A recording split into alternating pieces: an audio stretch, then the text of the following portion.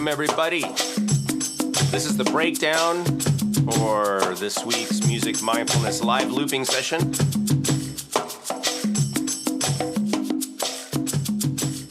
I think many of you will be familiar with a lot of these instruments, but I'll go over them quickly. And if you have any questions, you can contact me as a patron. All right, let's go. So this week's theme was about shimmering light, shimmering beingness, you know, shimmering energy, which is what the reading from the Radiant Sutras was about. So I thought, what has some shimmering energy? And when I think about shimmering energy, I think of metal sounds. So I started with these little ankle bells, little belly dancer bells. And they sound great when you put a little reverb on them.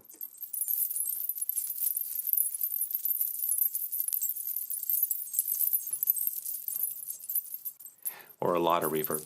So these are just like, I don't know, we call them ankle bells, but because they can go around your wrists or your ankles, and you can get these from belly dancer supply places. But these are really sweet, beautiful little bells. And then I also have this, which is very high tech, and it took a lot of effort, as you can see, to make this. Unfortunately, I had to drink a lot of beers. This was back in college, though, to be clear. So this is just a bottle cap rattle. But listen.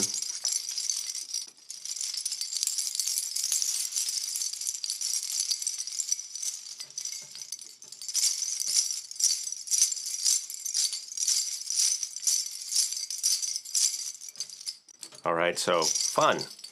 I also used these beautiful Tibetan cymbals.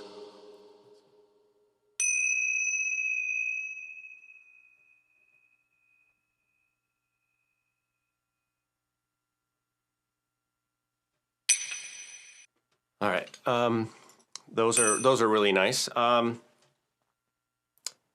had a couple shakers. Let's see, caxixi shaker, which I used at one point.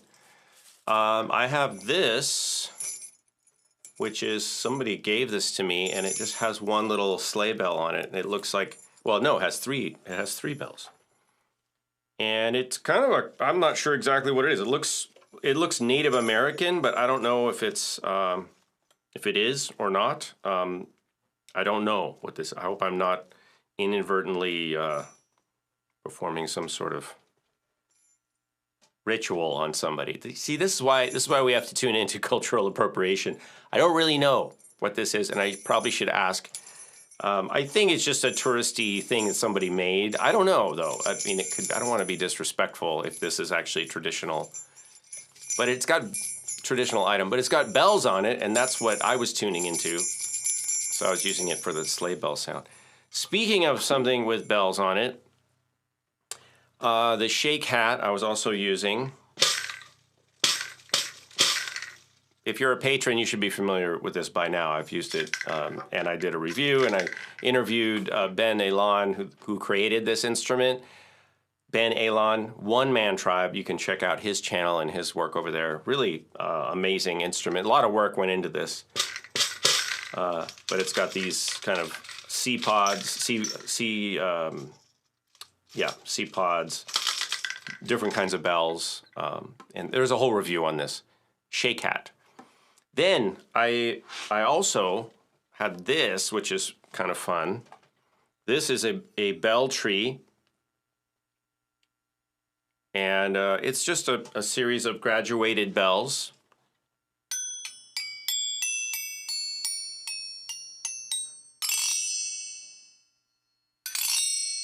And it's just a little handheld one.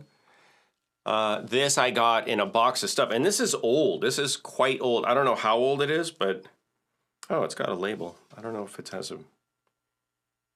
a brand or not, but I'll look into it. But anyway, I got this in a box of stuff that I bought off a local percussionist when he was kind of retiring and selling off stuff. And then I got this in the same box, and this is the Leedy Manufacturing Company tambourine, and this thing is, like I mentioned earlier, this thing is from the 1920s, and that's the badge. Let me see. This is the badge right here. Leedy. It says Leedy Manufacturing. It's really hard to get it right in focus, but this tambourine is from the 1920s and still sounds great. So I use that. So jingles, and they would have a lot of nickel in the jingles from back then. What else? I used congas.